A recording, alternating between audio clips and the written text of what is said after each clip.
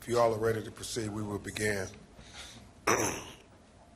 Good afternoon. I'm Attorney Ben Crump, along with Attorney Steve Levine of Levin Perconti and Attorney Margaret Battersby Black and Attorney Richard Banks and Attorney Natalie Jackson. We have the honor of representing a young man who has exemplified great courage, and that is Lloyd Yates.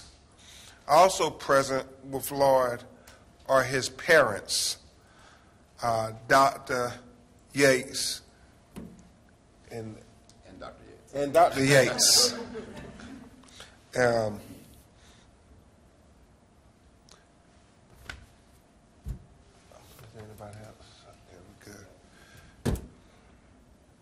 You know, I thought about this a lot, Margaret.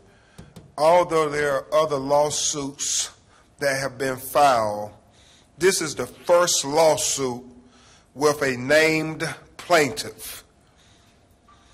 And that courageous plaintiff is Lloyd Yates, who you will hear from momentarily.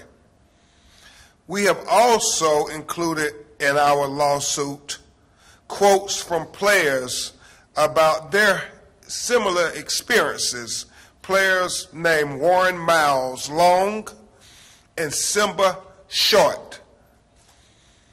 It's a real big deal when these young people have the courage to take a stand and refuse to be victims anymore, refuse to have their voices silenced, but to take a stand.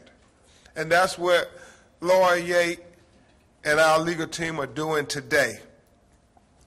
With the filing of the Lloyd Yates complaint against Northwestern University, this will be acknowledged as college sports Me Too movement, in which we hope we will provide awareness around the issue and support to victims and the eradication of physical, psychological, and sexual hazing in college sports. Lloyd Yates' 52-page lawsuit provides graphic details about various kinds of hazing, physically, mentally, sexually, including allegations of 2 coaches who were allegedly ran.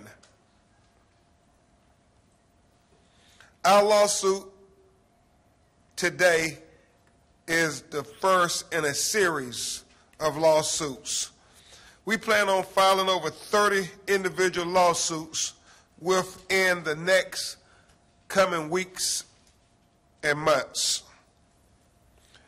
You're going to hear from an incredible lawyer in just a minute, Attorney Battersby Black, who was one of the chief architects of this lawsuit.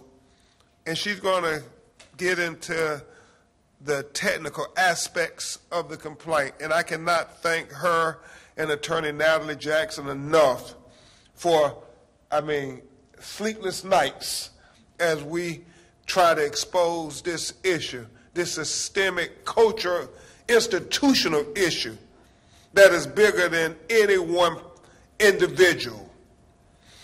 The Lloyd Yates lawsuit alleges against Northwestern University for reckless disregard of its own anti-hazing policies. Don't take Ben Crump's word for it. Don't take Lloyd Yates' word for it. Go look back, do the Google searches, see what the football coach said about hazing. 0 tolerance is what he said. So they violated their own anti-hazing policies.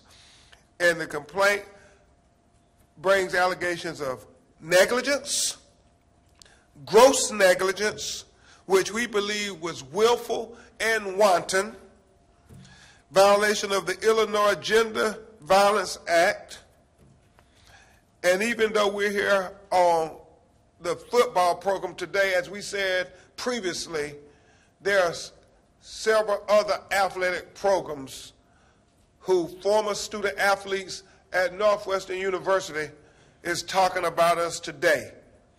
And what's so significant about this Lloyd Yates lawsuit that we continue to acknowledge as college sports Me Too movement is because it will encourage some of those other people who are deliberating whether to go public or not. I know Margaret and Natalie have several that are going to come public, but there are so many people who are on the fence because they fear retaliation and they're intimidated by things people are saying on social media and these things. But I will say this, if you're listening and you were a victim of hazing at Northwestern University or any other college across America, you are not alone. We stand with you. We hear you. Join this Me Too moment for college sports, and let's make a difference. With that, we're going to have next attorney Margaret Battersby Black. Good afternoon. The 52-page complaint that we filed today details the extreme ritualized sexual hazing that was ingrained for decades in the Northwestern program. Northwestern has already admitted by their own report that there were significant opportunities to discover the conduct in the report. Our complaint outlines some of those significant opportunities. Years of repetitive, ritualized sexual hazing. Imagine at a training camp in a locker room of 50 to 100 men chanting, clapping, and shouting instructions at fellow players to engage in naked activities. Trainers and coaches are in the facility nearby and could hear what was going on because you could hear it outside of the building. In other instances, players were encouraged to trade insults in front of the entire team in an activity called trading block, where insults would frequently involve personal details ranging from intimate relationships to physical and mental and medical conditions of both the players and the staff, and the coaching and training staff are present at these dinners.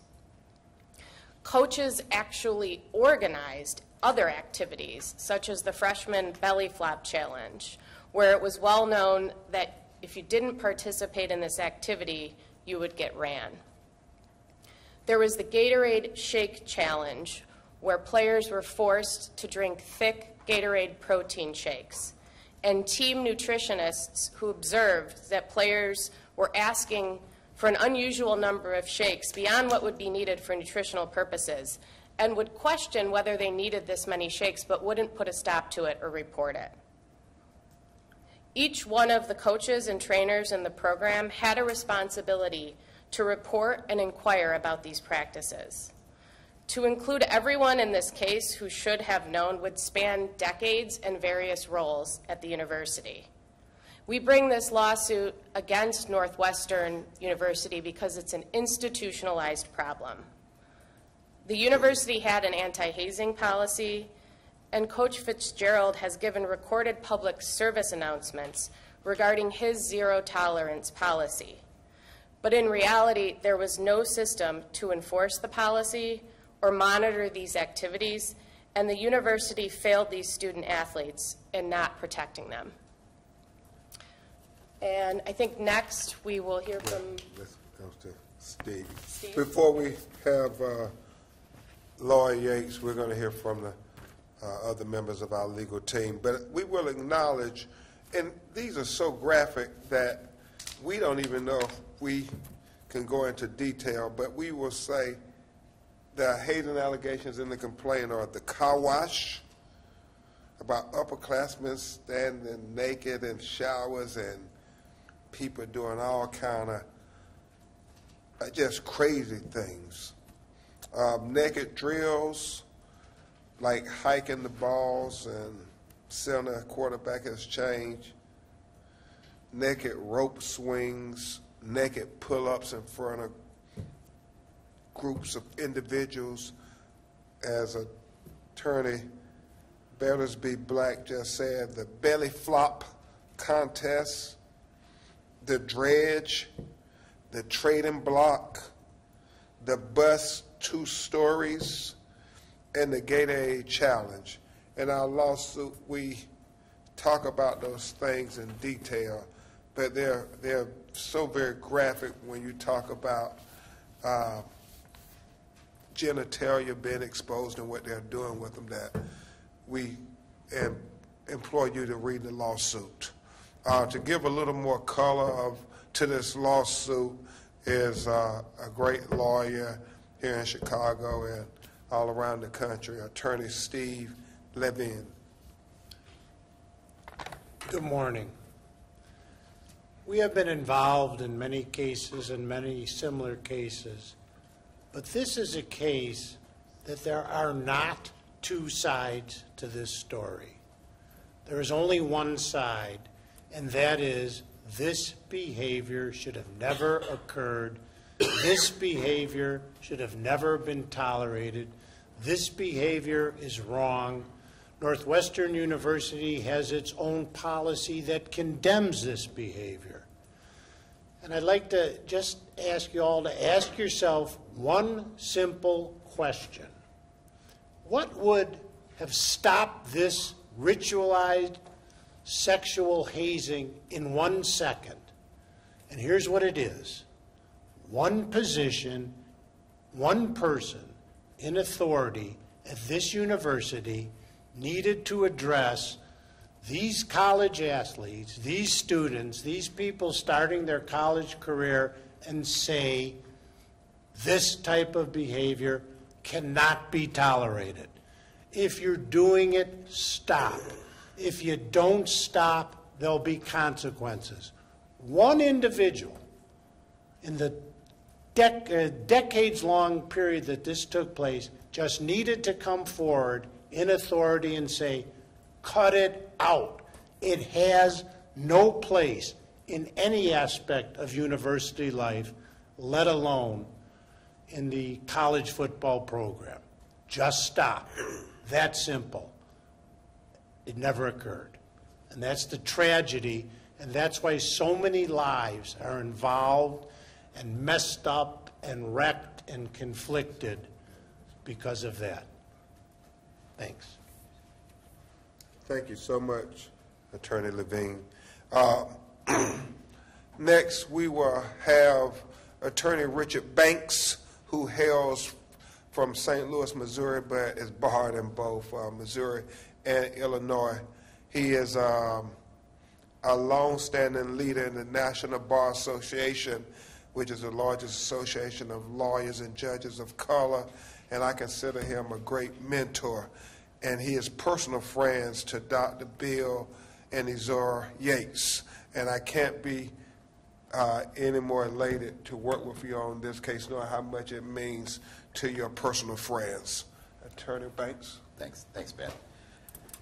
The attorneys have all made excellent points, and I think that the lawsuit, the complaint, is outstanding, and it gives detail, great detail to what Lloyd went through. But I think the key point of all of it is what Ben said, what a brave young man Lloyd is to come forward. These are pretty serious allegations, and they're very embarrassing to come forth and talk about. It takes great courage. He's a great Chicago kid. His dad, Dr. William Yates, is a Northwestern grad.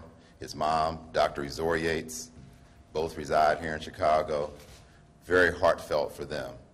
But they couldn't be prouder, and I'm happy to be here with them to represent Lloyd because he has shown great courage in coming forward and being named in this. Thank you. Thank you very much, Attorney Banks. And the last speaker you hear from, and everybody here will take questions.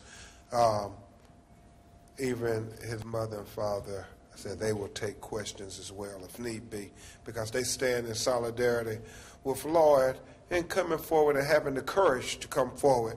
And we don't take this lightly, what Lloyd is doing. We understand, he understands he's opening himself up to all kind of criticisms, but he said it doesn't matter. Right is right and wrong is wrong. And I just want to say thank you, Lloyd Yates, for standing up for right. Your courage is helping launch this Me Too movement for college sports. And regardless of what any naysayers say about you, there are groundswell of people who are saying, finally, finally, finally. So, Lloyd Yates, thank you for having the courage to step up and do the right thing. Lloyd is going to speak to you all, and then we'll start trying to take some questions. Lloyd?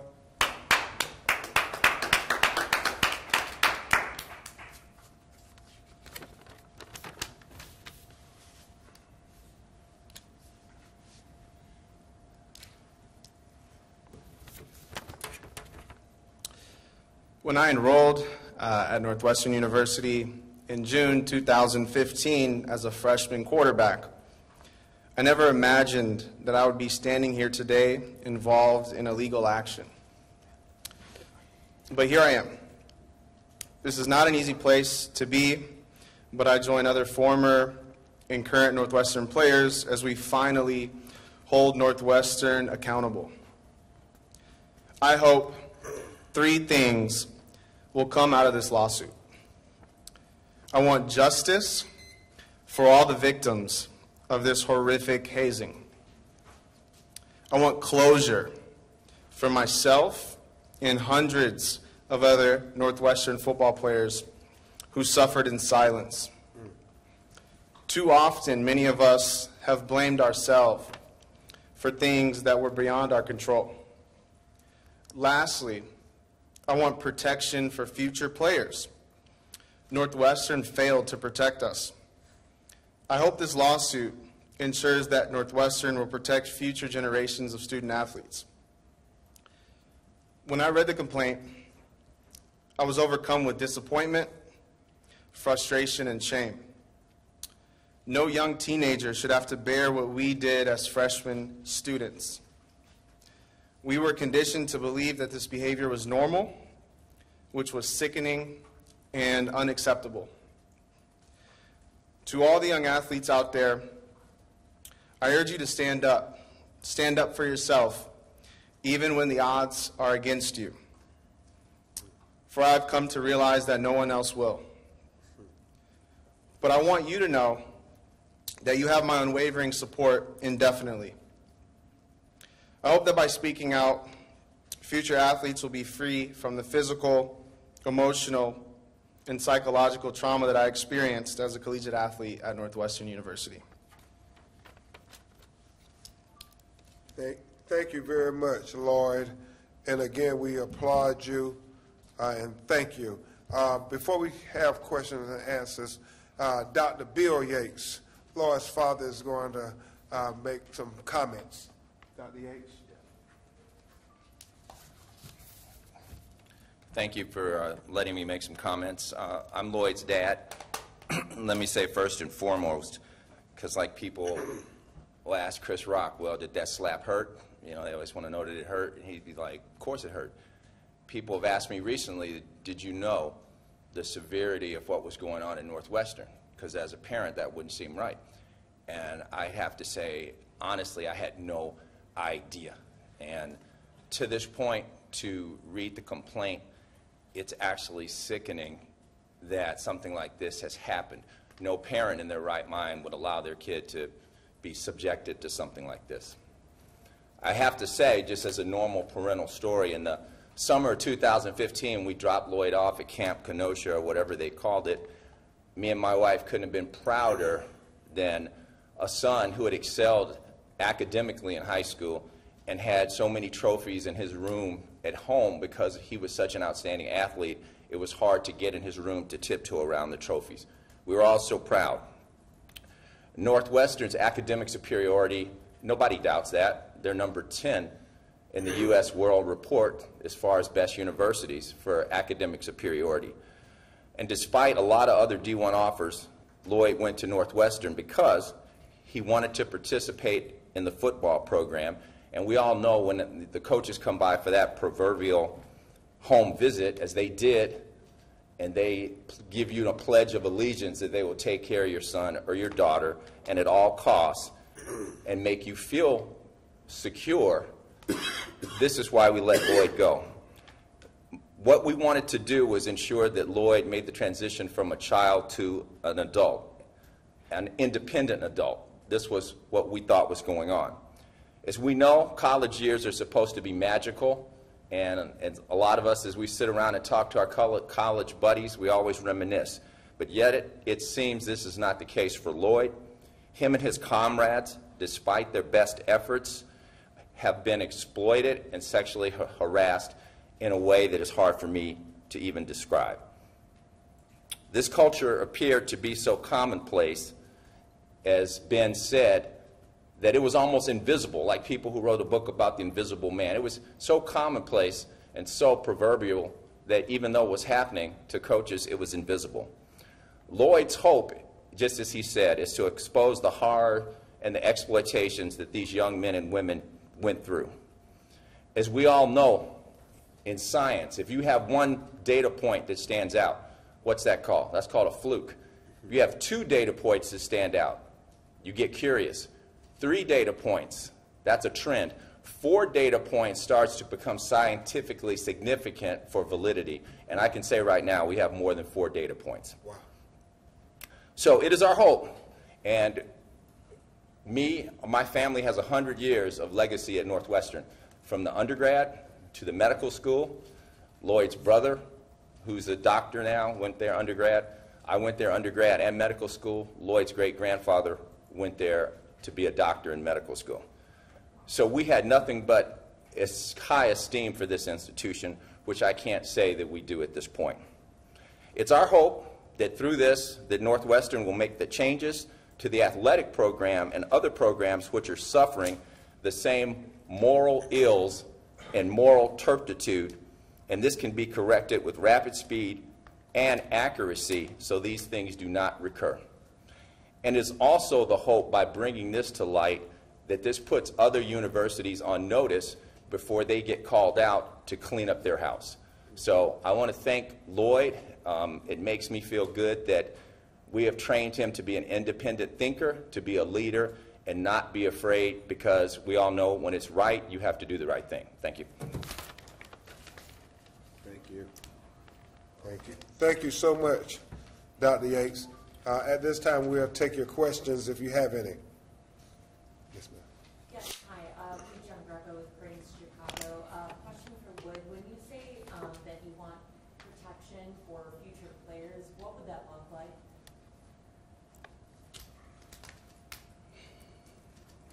You know, something that's in the complaint that really stood out to me was there's no way to even anonymously report some of the things that went on with us, right? So, you know, first is creating a safe space where if there's something going on that you can address those issues right away. Because going up, I was asked, you know, why haven't you gone up to Fitz or any of the other coaching staff? That's just not something a timid freshman could do.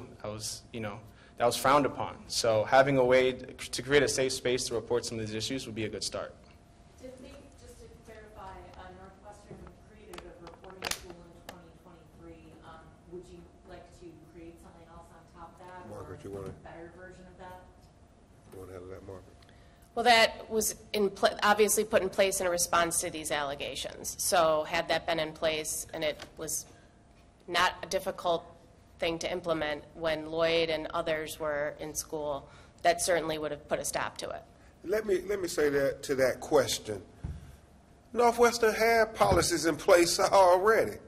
They had a zero tolerance policy against hazing. And so it's not the policies that are the issue, it's the people, it's the culture. It's the institution that has to do right. Yes, sir. Just if we can ask Lloyd, and as well as why is it significant that he's the first named player as opposed to a John Doe, and how difficult was your decision to come forward like that? Yeah, and I'll go first, Lloyd. You know, with anything, being the first is extremely difficult, especially when you're going against a well-lauded institution, celebrated coaches, and players who are saying, hold on, it's going to have an effect on our program. You can only imagine what people are saying on social media about these young people who are coming forward doing the right thing. Don't we want to encourage our children to come forward and do the right thing? And the fact that Lord is doing it, and he's not hiding behind any anonymity. He's saying, here I am. I'm taking a stand for right, and I am going to accept all the criticisms that comes with being the first person to initiate a movement. And so I can't say anything more than, Lord, I know it's going to be difficult. I know there are going to be things said about you that are not going to be flattering. But just know they talked about so many people when they tried to change cultures and institutions. You're on the right side of history, Lord. You are on the right side of history. Lord, the power was to come forward as the first. I mean, it was definitely something to consider, right? Just all the implications that can come with it, all the criticism. But I think what it really comes down to is hearing the whistleblower and really just having a reflection on my experience there and all the trauma that ensued during the time and has had a lasting effect. And just when you really look at it, right, if you look at the complaint and you think this, you know, we had no reference, we had no foundation to really understand what, you know, college athletics was other than this. It just really made me sick to the stomach. And I really felt like I had no option but to speak my truth. Are the two coaches who you referenced that got ran, are they still on Northwestern staff currently, do you know? So given the sensitive nature of what that act really means, we're not going to provide any identifying details now, but they may obviously be disclosed during the course of the lawsuit.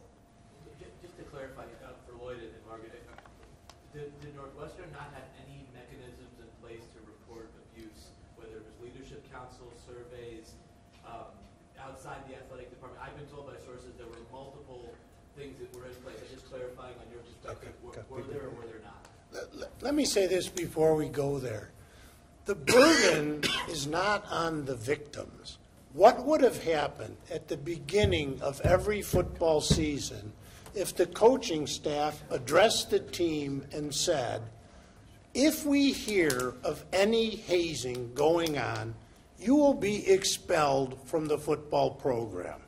That doesn't take policies, that doesn't take procedures, that is a simple mechanism. Ask yourself, if that happened, would we be here today? Address the team and tell them hazing is not tolerated. If you do it, you'll be expelled from the program. They knew what the hazing policy was. Why didn't that occur? And that didn't occur. No one has come forward and has said that. I assume it did not. The other thing that you have to remember is that this is so normalized for these players that even if there are surveys at the end of the year or leadership council or things where these kinds of things could be brought forward, many of them didn't know they were things to bring forward. Many of them assumed this was how it was. It was normalized in the culture. It was an institutionalized thing. And so, again, to say that those tools were a way to enforce the policies really isn't appropriate. I think the other thing that I've heard through my many interviews with players is that while there was a leadership council, the leadership council wasn't really a voice for the players who needed to and wanted to speak up about certain things. Yes, ma'am. Boyd, would you say that the majority of abuse did happen at the camp, and does it give you any comfort that they've since said that there will no longer be camp off property? I'd say, you know, abuse happened year-round. It wasn't restricted to camp. Obviously, camp was where some more graphic stuff was taking place. And And the last part of the question, can you rephrase it? I'm sorry. Does it give you any comfort that, perhaps comfort isn't the right word, but any peace knowing that Northwestern has since said camps are no longer taking place, not only on property but out of state? They'll stay on campus. Not really. I think it was a cultural thing, and cultures can spread. I think location doesn't really matter. So I think there needs to be a lot of work moving forward. Was there a specific position that was more involved in the Shrek squad than others? I saw there was a reference that positions would battle each other, but I'm wondering if there was like a specific position group that kind of was spearheading this during your time there. Not necessarily. I think, and I want to reiterate kind of what I said at the initial press conference, right?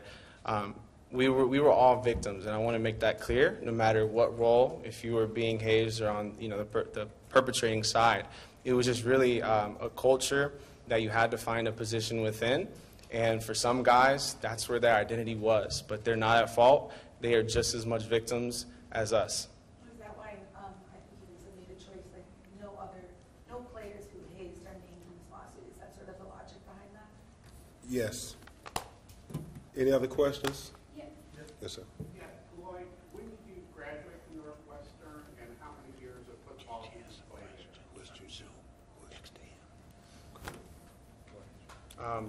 I graduated in 2018. I played 3 years, and I graduated in 3 years. Can I ask one more thing? I'm at the Wednesday Journal in Oak Park. Please. Do you have any kind of hazing at OPRF when you played there? And how big a shock was it, your first experience at Northwestern when you experienced the hazing? Yeah, thank you for coming. Oak Park is my hometown. Love Oak Park. So, no, there was no hazing to any degree, especially not to this degree, growing up in high school. And I think it was a huge shock. But I think, as it's addressed in the complaint as well, we start hearing about these things on visits. So it's kind of in the back of our mind as we're going through this, but you never know what to expect. These are just stories, you hear it. But then when it happens, it becomes very real, and it's just really, and I find trouble to find the right word, but it's like a brainwashing culture that was just so normalized. And it's just wild to think back and look at the complaint, to just look at what we put up with and what we had to go through, and just how it was so normal. Yeah. The car washing and stuff is just, it's mind-boggling when you read the complaint. Any other questions? Yes, ma'am. And you mentioned that you had 30 more started coming in the coming weeks. Are those all football players? No. From all sports? No, from a variety of athletic programs and even mascots. Do you see this becoming a class action? It's too early to tell. We're still trying to look at different legal aspects with all of these great lawyers. Yes, sir. I think last week was mentioned that some of the victims of players were minors at the time. Do you see involving law enforcement at this point? Is it too late? I think you want everything to be done appropriately. They will make the decision what to do. But yeah, they were minors. They were 17-year-olds and some 16-year-olds who experienced the hazing. Question for Dr. Yates. Yes. Mr. Yates. Yeah, it's all the same. Can you talk about when you became aware of this at first and what your reaction was and what your advice to your son was? I think the first time I heard of something that I didn't think was savory when maybe he was a freshman or a sophomore, and I'm sure it's in the complaint, but they would talk about wrestling naked in the showers, and that was kind of normal. I've never played any college sports, so I didn't have any frame of reference. It seemed very unusual to me. I kind of acknowledged it and asked him, and that's what you guys do? And he said, yeah, after the game, there's a lot of naked wrestling in the shower. Of course, to me, that didn't sound normal, but again, I'm not an athlete, so I have no frame of reference, so I kind of let it go. But as far as anything else that occurred, Lloyd being of such, sound mind and body kind of buried all the pain with him, I had no idea. That's the only thing that I heard and I felt was suspect, but again, not being an athlete, just like being a doctor in the old days, there's certain rituals you had to do that today you couldn't do. So I figured maybe that's the rite of passage, naked wrestling in the shower. Well, and I'll say this, Dr. Yates. When you read about car washing, it was far more than naked showering. It was very organized, what they were doing. I think we have some questions from... Yeah, there are a few questions from reporters who are on the Zoom, following on Zoom. So this one from the Patch. Can you provide further detail on the effort by the current Northwestern coaching staff to seek support for Coach Fitzgerald after he was fired by the university? So I think perhaps what they're referencing is some allegations in our complaint where we have gotten reports even after players have come forward that they're getting messages from those affiliated with Northwestern, some who are still on the coaching staff, that are trying to get the players together to support Coach Fitzgerald. So I'm sure that additional details will come out as the lawsuit progresses. Another from USA Today. Why are none of the players who allegedly performed these hazing acts not named in the lawsuit or listed as defendants? I think as Lloyd Yates just said, better than any lawyer could say, they were all victims. These are all young people who, you know, were interjected into a culture that said this is what you're supposed to do. And as Lloyd said, he sees them just as victims as he was. Yes, sir. You give a section in the complaint about racial discrimination and some specific instances where coaches made comments to players. Why weren't any of those coaches named, or do you expect them to be named at some point? Well, we're still doing a thorough investigation, but several players have talked about the racial dynamics of the hazing on every level. Yes, ma'am. So this is obviously like the smartphone era when a lot of this was occurring. One thing you guys had new videos or photos. You're getting ahead of us, but we'll see. Sorry. Within the complaint, Lloyd, you talk about repressing memory of the traumatic events. Can you talk about that a little bit and sort of what sparked you to come forward? It says your memory was triggered by recent news. Can you talk about that? So some of the things that are in the complaint will be obviously left for the lawsuit, and what I think Lloyd said at the initial conference was it wasn't until the whistleblowers, the investigation, and the Daily Northwestern article that he realized that what happened to him was abusive, was sexual misconduct, and that he needed to come forward. Just a few more if you have them. There were a couple more from other media. So the last half of that question from USA Today was, do you have plans to identify the other players at a later time, and if so, when, and if not, why? I think it all come out in discovery. But yeah, Lloyd answered that question perfectly. They all are victims. Every young student athlete was a victim to the institutional culture of hazing at Northwestern University. Do you expect the other three players who came forward during your news conference last week to be also filed? Yes. Any other questions? We expect it to be jaw-dropping as you find out what these young people have been telling us about the program. I mean, it's jaw-dropping. Ben, have you heard from, or any of your staff been contacted or heard from any players at any other schools since all this came forward? And I think so, but I have to check with Natalie and Margaret.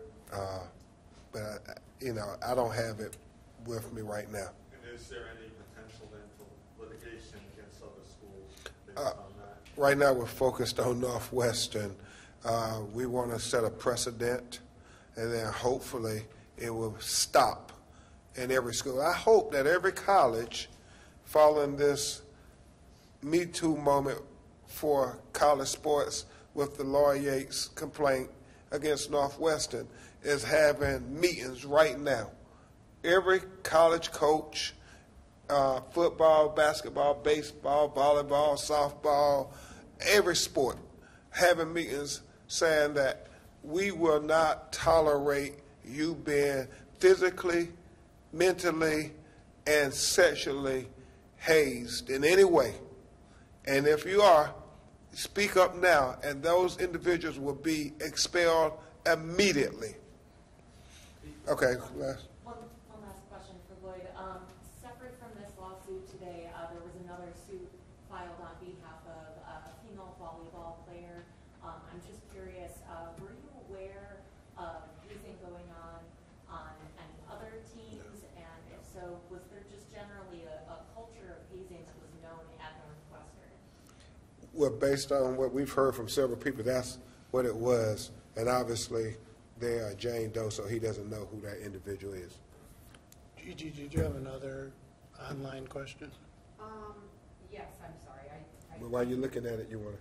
Oh, I know in the complaint you listed 2 staff members who also were victims of hazing. I'm wondering if those people have been contacted and spoken to, or was this just coming from you, Lloyd, or some of the other players that you were speaking to? As time goes on, all these facts will come out, but right now we're comfortable with what we've disclosed, and there's many, many issues, but it's an ongoing, thorough investigation. And you all should remember one other thing.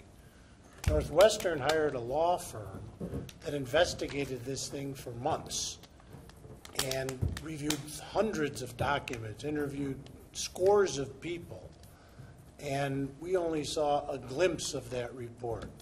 So we are hoping that Northwestern will release that report so we can see what they have determined and the decisions they made based on what they determined. From the interviews that you guys have done, your extensive interviewing, have you, do you have any information that you found that you know that the Northwestern investigation also found, just based off of overlapping people you've interviewed or things? We haven't seen the Northwestern report. What the Northwestern, it's remarkably consistent in that the executive summary that they released of the Northwestern report says the events happened, that they were widespread, and in their words, there were significant opportunities for those in charge to discover it. Gigi, last question. So what kind of protections does Lloyd think are required for student athletes in the future? Protections for their scholarships, for their playing time? I think we've sort of answered that question. It's sort of obvious. This is not a mysterious area. Just simply say, don't do it anymore, and provide a safe place for people to come forward if it happens, period. The only other question that was put forth was, is there any intention of combining either just resources or the lawsuits themselves with the other legal team filing suits? Well, all those decisions will be made as time goes on. Okay. Thank you all so much. We will keep you updated as we move forward on future complaints. Thank you.